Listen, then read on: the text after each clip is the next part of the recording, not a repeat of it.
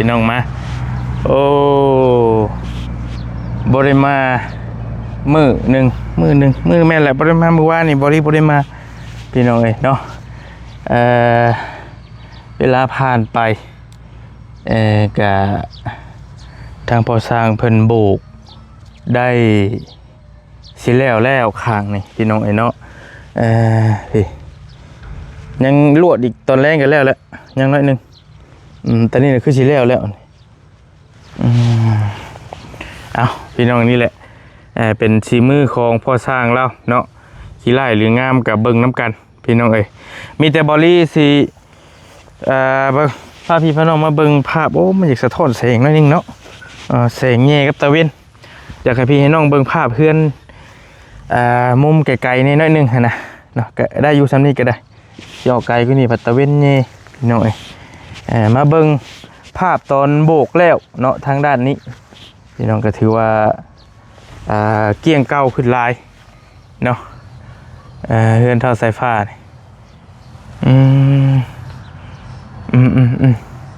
ห้องนี่ก็แล้วทางด้านหน้าก็แล้วแล้วก็กำลังเริ่มมาด้านนี้ยังด้านนี้กับด้านหลังนะบัดทั้งหลังเลยสิเป็นข้างพุ่นนะเป็นข้างสุดท้ายเอานี่แหละพี่น้องเอ้ยเบิ่งสิจึ้งให้พี่ให้น้องเบิ่งจึ้งสิครึ่งให้เบิ่งนี่อันนี้เป็นภาพทั้งข้างเด้อพี่น้องเด้อเป็นภาพมุมทั้งข้างแล้วก็อยู่นี่บ่ลูกล่ะแล้วก็เป็นภาพโอ้มันบ่เห็นทางนี้ตะเว้นแย่อันนี้เป็นภาพทั้งหน้าตะเว้นจากส่องนิดนึงพี่น้องก็โอเคได้เรื่องอยู่เนาะเกี่ยงเก่าขึ้นลายแต่ว่าตอนนั้นแหละมันก็อยากเปื้อนเอาต้องอนามัยไหมแค่ว่านั้นก็ได้โอ้ตัวนั้นมันติดแผ่นไมโซล่าปูนติดมันก็ต้องติดอยู่แล้วแหละพี่น้องเนาะบ่ติดกับเป็นไปบ่ได้ขึ้นไปยังเด้หามไปลงมาไหมตกได้ลงมาเบิ่งให้สิเข้าไปลงมานะเฮ้ยตกไอ้บ่ได้พาไปหาหมอเลยลงมาไอ้ขี้ดื้อบ่แม่นแนวแท้ลงมาลูก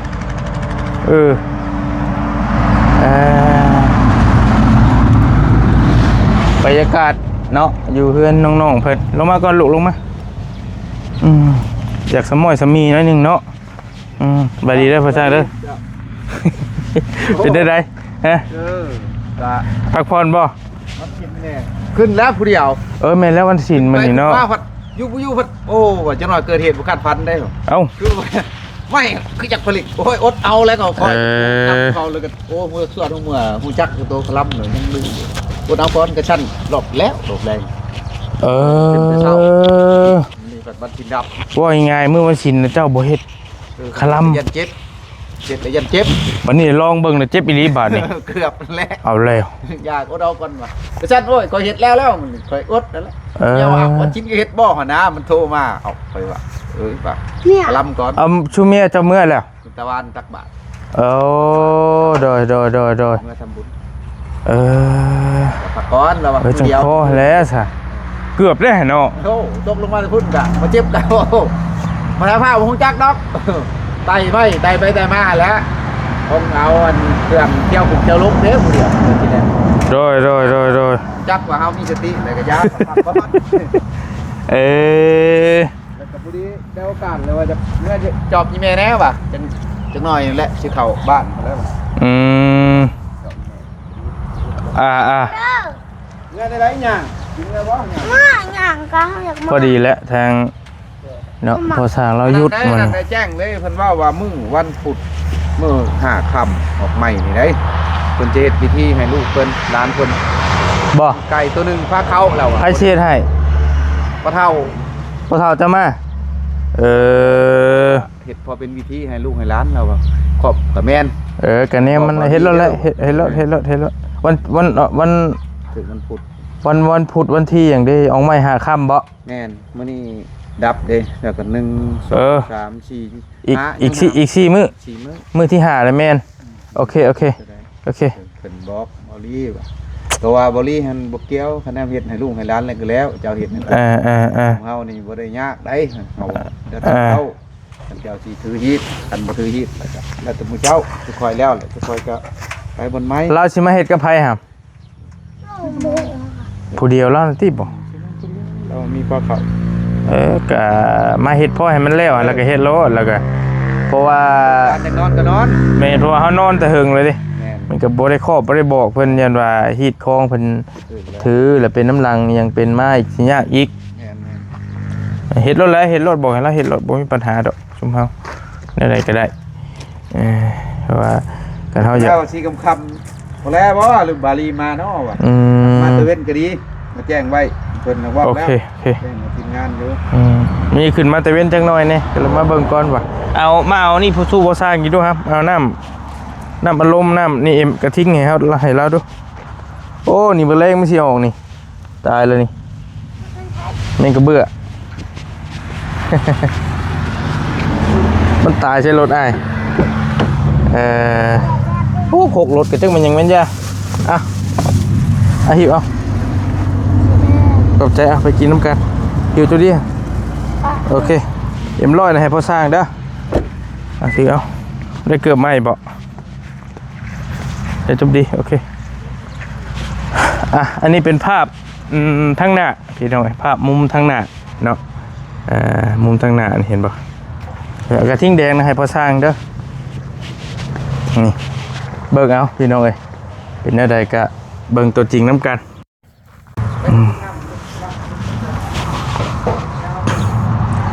นี่แหละเนาะเดี๋ยวเกี่ยงกวยก็คือมันเห็นคักแล้วทางข้างยังบ่ทันเห็นคักปานใดมันอยากสะท้อนแสงนี่พี่น้องแสงมันภาพก็เลยบ่อย่างงามปานใดแต่ว่าตัวนี้ได้อยู่นี่เห็นเขาอยู่ทางนี้แหละเซิร์นให้เบิ่งก่อนยันว่าพี่น้องอยากเบิ่งภาพของเฮือนน้องๆเพิ่นว่าเป็นแนวใดหั่นน่ะประมาณนี้ก็บ่มีหยังหลายพี่น้องมีแต่ขั้นตอนโบกกับบริสั่งทรายมาเมื่อวานนี่เพิ่นมาส่งจังโมงหั่นพ่อโอเคบริสั่งทรายมาตืมอีกรถนึง800,000แต่ว่าโอนเงินให้เราเรียบร้อยแล้วทางเอื้อยเพิ่นเพราะว่าทรายเบิดยันพอสร้างเราบ่ทันนี่แหละสั่งมาแล้วพี่น้องเอ้ยแล้วก็ค่าปูนอันเดียวให้น้องเพิ่นไปจ่ายค่าปูนแต่มื้อก่อนเพิ่นดอกข้างนี้ก็ยังคือเก่าแล้วเพราะว่าเขายังบ่ทันโบกเด้ก็ถ่ายให้เบิ่งเรื่อยแล้วทางนี้ก็ได้พี่น้องแต่ว่าขั้นตอนโบกก็จังเบิ่งนํกันบ่มีหยังเนาะมาเบิ่งก่อนทางนี้ยังอยู่ทางนี้ก็ยังคือกันทางหลังอันนี้มีแต่ข้างนั่นแหละเราแล้วกับทางในก็พอเราโป้ตัวนี้ไว้ตั้งแต่มือก่อนๆพุ่นละแห่งเหี่ยวพุ่นละพี่น้องแล้วก็มื้อนี้ก็เฮ็ดบ่ได้ว่าซั่นดอกเป็นวันศีลวันพระเนาะข้างในเฮานี่ก็โอเคแล้วบ่มีหยังสวัสดิ์สวยเกี่ยงกวยไปละทางนี้ใช้กินบักไอ้โคโรดเคเลตมากินไปแล้วบ่โอ้บ่สบายบ่ได้อีก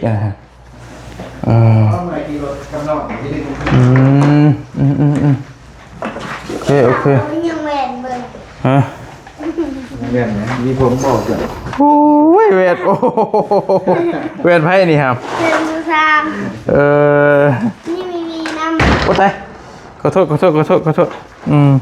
หามันนี่มาในพี่รุ่นลูกล่ะเอาเข้ามาในได้ปะขยับเข้ามาหน่อยนึงกินข้าวพักกินข้าวเลยตีบริษัทกับข้าวมาได้เลยมาหลายบริมีหั่นกับข้าวซักซื้อแต่เครื่องดื่มนี่แหละมา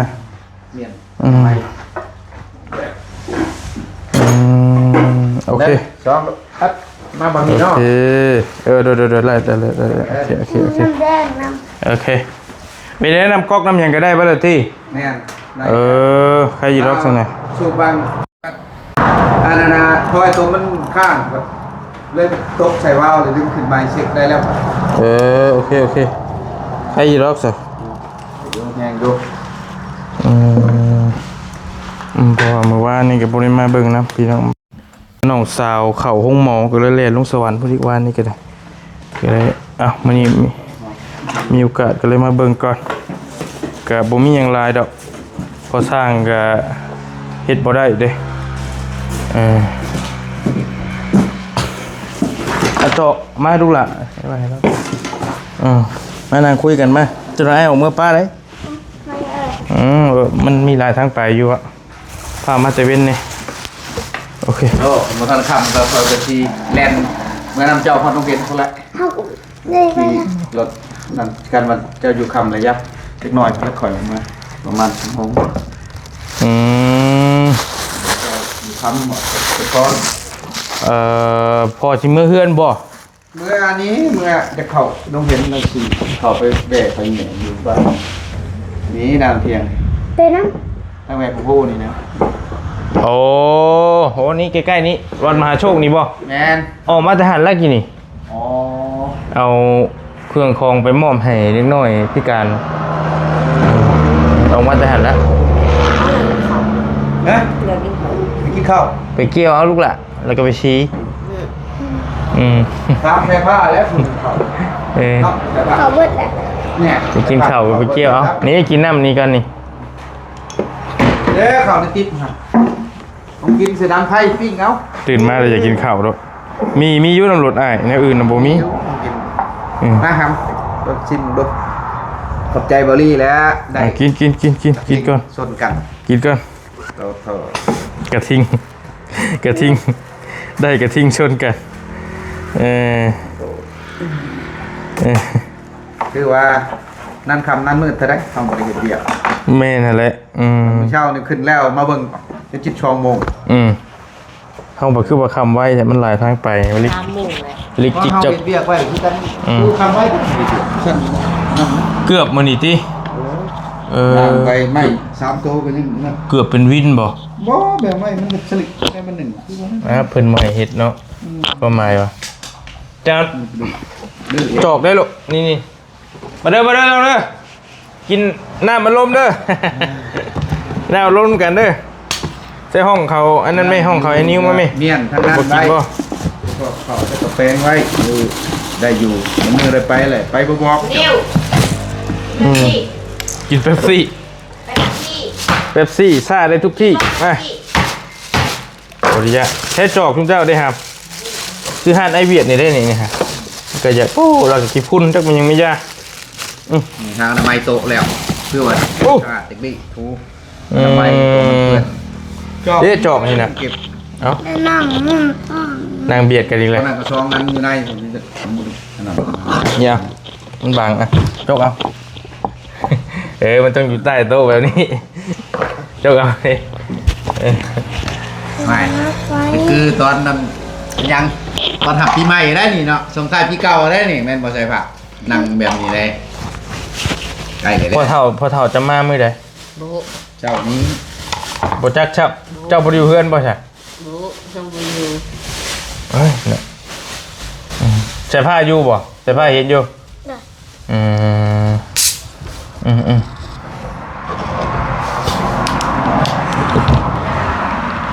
เพิ่นมีหยังแน่เพิ่นสิเฮ็ดนะเราสิเฮ็ดให้เจ้าบ่จักซ้ำดอกบัดโอ้ย นี่แต่เรา ถามกันคำถามพวกเข้าแล้วเบิ่งนี่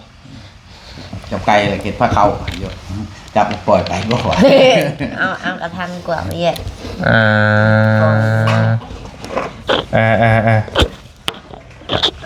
เป็นผ้าเขาเลยไม่เหมือนกันมันเพิ่นเป็นไปเฮ็ดตามเพิ่นนะ ก็บ่มีหยังหลายติห้องนั้นซื่อๆมีแต่อยากฉลองก็จังฉลองกันไหมปีใหม่ปีหยังมันแล้วเบิดเป็นที่ฮะพี่น้องกันสั้นกะ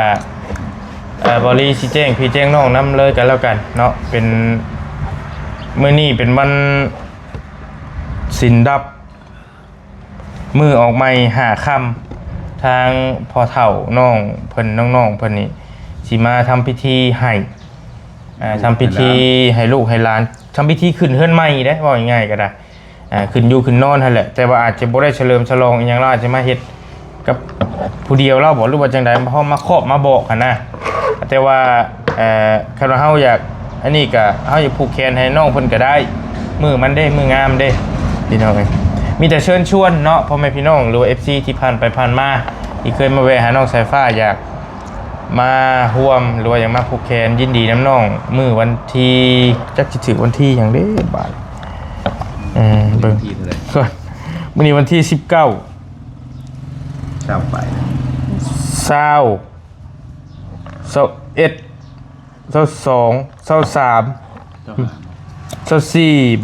บ่แม่นนะมื้อนี้ดับออกใหม่คำหนึง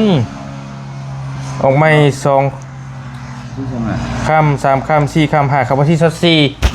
ถึงวันที่24วันที่24ตรงกับวันพุธพอดีเนาะวันที่24เด้อพี่น้องเด้อเพราะว่าหลายคนก็เว้าอยู่ว่าน้องๆเพิ่นขึ้นนอนหลายมื้อแล้วบ่ลิก็บอกแต่หึงเลยเด้บอกน้องๆเพิ่นให้บอกพ่อเฒ่านี้บอกตั้งแต่ก่อนสิขึ้นนอนพุ่นแหละบอกแต่หึงแล้วว่าให้บอกคันเจอเรามาก็ให้เรามาเฮ็ดให้แต่ว่ามันหนาวมันหยังน้องเพิ่นก็พาวจำเป็นต้องได้เข้ามานอนก่อนนั่นน่ะก็บ่เป็นหยังดอกเอานอนเลยเด้ก็บอกเพิ่นให้เพิ่นมาเฮ็ดให้เรามีอยู่บ่ล่ะเงินทองเราก็ให้เราซื้อมาให้เฮ็ดให้ก็สิบ่ได้ซื้อหยังหลายติเราให้ใกล้โตบ่ ไก่แล้วไก่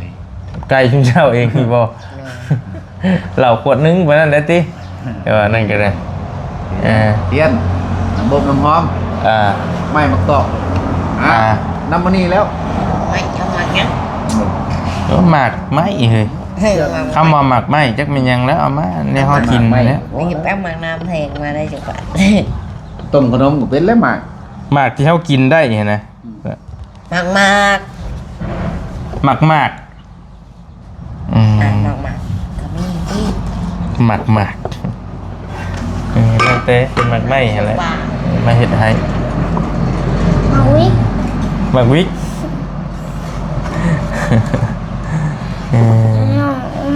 นี่เป็นตามดอก อย่าเราลองให้เราเฮ็ดไปบ่ได้ค่อยมาตะกี้เรามาตลอดได้พอเฒ่าตะกี้แก เราเอาไปหาขายกับไผ่แล้ว ยังขายคือเก่าเราอยู่เนาะ พอได้ชื่อเป็นนัวเราอ่ะผมมีผู้หาให้ เหมือน ไป คุมเรา ช้าเพิ่นนั่นแหละ เหมือนคุมเรา เขาไปนอนบ่รับเคยไป ตะกี้เราก็ขายแต่ใดแล้วนะ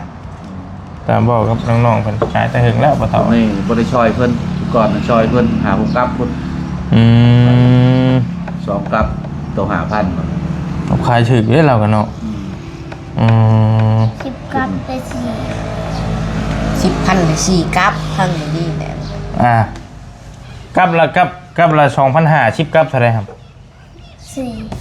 10กับได้จักพันกับละ2,500 10กับได้เท่าไหร่30เอ้ยตกเลขแล้วบาดนี้กับละ2,500 10กับไปมันเสียก่อน 25,000ถือกันเท่าหาไว้เถอะทางเมียเจ้ากับป้าเมื่อแล้วเนาะเพิ่นเมื่อเฮ็ดทำมื้อมาใหม่มื้อนี้ยังมาผัดมันคือวันชิ้นเพิ่นว่าจะซีอิ๊วขาวแน่บ่ได้เมียมื้อนี้มันคือสีขาวบ่ได้มันชิ้นแบบสวยเงินชิ้นเศร้านี่แหละเขาเล็งชายกับนำนี่แหละตัวเป็นหลักนี่โจนำกับชายไทยได้หน่อย ปูนกันยังซี่เนาะที่บุพโภคใส่อีกแล้วเบิ่งชง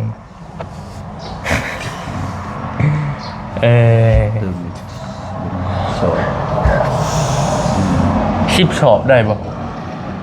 วันนั้นเสือกะโลเลยแต่น้ำมันเลยเสือเพื่อนเขาปูพื้นเทพื้นอีกเด้เมื่อก่อนเด้อพอยังด้านหันน้อยนึงแล้วทั้งนี้เนาะแล้วทั้งนี้คันว่าสิตูนนึงพะยันว่าลายพูด2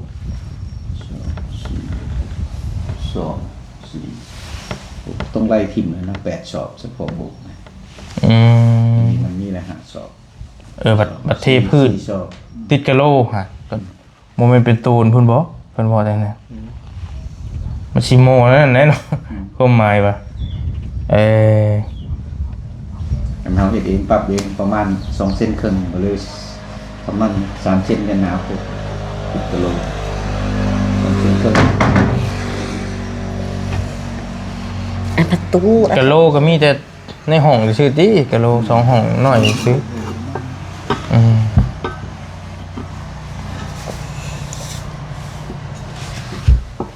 โอเคเดี๋ยวจังว่ากันซะหน่อยพี่น้องเอ้ยเกือบประมาณ10 สอบก่อนไปบริบันประมาณนั่นแหละเพราะอันนี้ก็ยังอยู่เด้ยังอยู่ยัง4 สอบ โยบู ภาษา เดี๋ยวจังหน่อยบริสิให้น้องพัดชัยเพิ่นไปจ่ายตัวเก่าและอาจจะให้เพิ่นสั่งตัวใหม่มาให้เลยสั่งตัวใหม่มาให้เพิ่นมาส่งจัก10 สอบก่อนมันจะง่ายครับเสียน้องห้องน้องเพิ่นมากับแป๊บโอเคไม่กินน้ำโค้งกันเนาะบดเบิดได้นี่2 ขวดพวกโอ้มีแนวเลยนี่บ่มีแล้วบ่ได้ให้ไผเลยบ่ได้ให้เธอว่าบ่ได้เงินให้คนนะ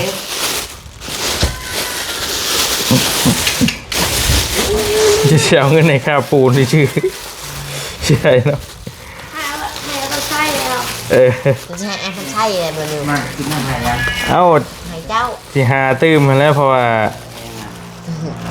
จะว่าตอนแรกอันผ่านน้ำไอ้ยาวอันค่าปูนฮะเห็นไอ้ยาวไปผ่านเจ้าโตไอ้คือจังหวะยากซ่าได้ค่าปูนกับเบิ่งชงหรือว่าชิเลนไปก็ได้เจ้าหรือว่าเจ้าตอนแรกเจ้าสิไปเอาน้องมันไปน้ำบ่ไปคนเดียวก็ได้ปะเนี่ยมื้อนั้นไปกับไผไป2 คนบ่จะหรือว่าเจ้าจะถ่ายคลิปถ่ายหยังก็อาจจะเอาเงินให้เลยนะอาจสิเผามื้อเดี๋ยวเจ้าถ่ายคลิปบ่จะไปมื้อน่ะบ่ได้ถ่ายว่าไปชื่อนี้บ่โอเคน้าให้ภาพเขาไปจ่ายก็ได้เพราะเขาบ่ได้ภาพเดี๋ยวจะมาโอนคลิปแล้วเดี๋ยวสิออกไปเลยโอเคแต่มีแต่ไอ้หาเจ้าอัน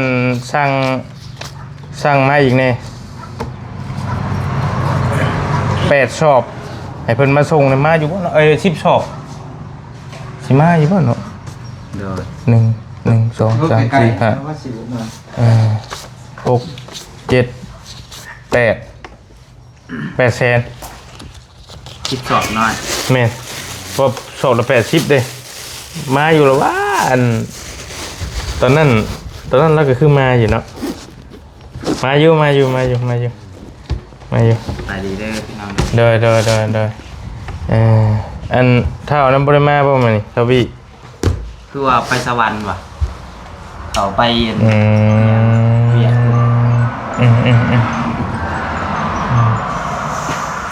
เป็นว่าสิให้รถท่านิ้วแก้บ่คือว่าแก้บ่ได้บ่แก้บ่ได้แล้วมันเปลี่ยนตีนแล้วนี่ก็ถูกกะเลยดิได้มีแต่เปลี่ยนไปได้จริงๆรถนี่เนาะเปลี่ยนรถแพงพอแก้ปูนบ่ได้บาทมีเท่าหรือแก้ปูนได้ดิสิเบิดแหละเนาะพักบริษัทกี่ได้มันยัง4 ศอกนี่ไว้แต่ในนอกซะเนาะตัวหากระสั่งมาฮอดแล้วหมด4-5 มื้อเนาะมันโบกมันเติบ1อยู่แล้วมันใส่มื้อ2 ศอกดูยากแม่สบายดีเด้อสิรุดแล้วอันบอลี่เฮ็ดห้องน้ำติดกะโลน้ำเพื่อนก็บ่ได้หลายไปอย่างนี้เบิด2-3 โตนผัวปูนเนาะป้าแม่นักเติบอยู่เปลืองอยู่อันโบกมันให้กันเนาะ3-4 ศอกจะมีตัวหันมันจะบ่เอาใส่บ่จับตัวเขาเอาให้ตัวนี้เพก่อนหาตัวนี้เพก่อนตัวนี้มันยังได้อยู่เด้เดี๋ยวมีจะสั่งเพิ่นมานี่ว่ามันกระเทือนเลยพอดีสิกลับไปหน้าเพจอีกสิเอาเครื่องกรองไปมอบให้ข่าวว่าสิได้ดินแล้วบ่อยู่กินเพิ่นบ่ไอ้ไปถามซื้อไปถามเบิ่งซื้อมันแพงโพดมีงบเท่าใดครับไม่เงิน300นี่300 เหรียญบ่หมดครึ่งครับ300 เหรียญจ้ะ10,000เนาะบ่ฮอดทำได้บ่ฮอดบ่9,000 กว่าบาทนี่บ่ฮอด10,000ครับ เงินลงเฮงเดี๋ยวนี้ ดินหมดเป็นแสนดิ แม่นเนาะเขาซื้อบ่ได้อยู่แล้ว โทษเท่าไรคุณเท่าไรน่ะดินเป็นแสน บ่จักน้องก็บ่จักมีแต่พ่อแม่ไปถามซื่ออืม พูดแต่ว่าพูด โอ้ระดับเชนมันต้องหาชิปคูณหาชิปคูณได้อย่างนี้ มันนิดหน่อยเขาก็ว่าเอ้าเขาอยากได้ คนหิมทางมันคือมันดินหิมทางนะประเด็นนะ ทางลัก มัน บ่ มันบ่ทางเขาบ้านนั่นแหละ บนคายนะฮะเราเที่ยวคายอันเครื่องครับบอก บ่คือได้ยินน้องเพิ่นว่าใกล้เฮือนแม่น้องเบิ้ลว่ะอันนี้ก็ยังบ่ฮู้รายละเอียดปานใดดอกเว้าคร่าวๆซื่อ แต่ว่าก็แพงอะไรเนาะเป็นแสนเนาะ แพงเลยแสนหนึ่ง ๆบ่ได้หรอกแต่ว่าลำ4-5มื้อนี้จักเขาสิเอาเงินมาใช้ซอยอะนะ แม่ ถามเบิ่งซื่อ ยันว่ามีดินพี่น้องอยากแบ่งให้จักหมื่น20,000 30,000 ๆ เนาะ แม่กันเซมนั่นน่ะสิ 30,000 40,000นี่ก็นี่ แม่ พอเบิ่งได้อยู่คะแนนแบบนั้นนะ พอหลืบอยู่ แต่ว่าแสนนี่ปะ เนาะมันแสน เกิ บาน ท แล้วเกิน 60ล้าน70ล้าน ก็เคยซื้อให้อยู่ได้เลย เคย เคยบ่ ว่าแสนบาทนี่ แม่ โอ้ อยู่สวรรค์ ดินจัดสรรบ่ แม่นี่จังซั่นแต่ว่ามันก็ผู้ใหญ่เพิ่นเด้ผู้เดียว โด เพิ่นนั่นก็แม่บุญทวีนั่นก็คือแม่บุญทวี95,000เป็นลดให้5,000 ชื่อซอยคนนี่เรา ช่วยคนนี่แหละ หมู่บ้านใจบุญเด้ เออโอ้หลายอยู่ในหันกันหลายเตงอยู่แต่ว่ามันแล้วแต่ผู้เพิ่นซอยนะแต่เฮาเว้าไงเฮาเงินเฮามันน้อยเฮาก็บ่อยากกล้าเพิ่นพุ่น เฮาบ่อยากเว้าบ่อยากไปเบิ่งซำแหละมันแพงนี่ กันเงินหลายแต่ก็จังว่าอยู่อยากให้น้องเพิ่นชอบเบิ่งแถวนี่แหละแถวหม่องเขาเจ้าคายเฮ็ดนี่ย่อๆเข้าไปทางในหรือว่าทางเข้าก็ได้ แถวทางเข้าน่ะก็ได้นะยับเข้าไปในบ่ต้องติดถนนแม่นบ่ต้องติดถนนนะ ก็เดี๋ยวราคาสูงปานใดเนาะ แม่นประมาณ 3-4 หมื่นนี่ก็ยะ บ่ได้อยู่บ่ได้เป็นดินเอง ทางเข้าหั่นแหละทางเข้าแต่ว่ายับไปจัก4-50 เมตรบ่หรือว่าจังใดก็ได้อยู่ดอกมันแปลนมาเลยต่อไปในหั่นน่ะได้เบิดอยู่เดี๋ยวจะเบิ่งตัวจริงก็บ่ได้เข้าบ่จ้ะชุมเจ้า มื้อนี้บ่ได้เข้า แล้ว สิมีแต่บอลลี่ผู้เดียวแล้วเถอะเบิ่งช่วง บักลีตัวเองบักลีเลย บ่บอลลี่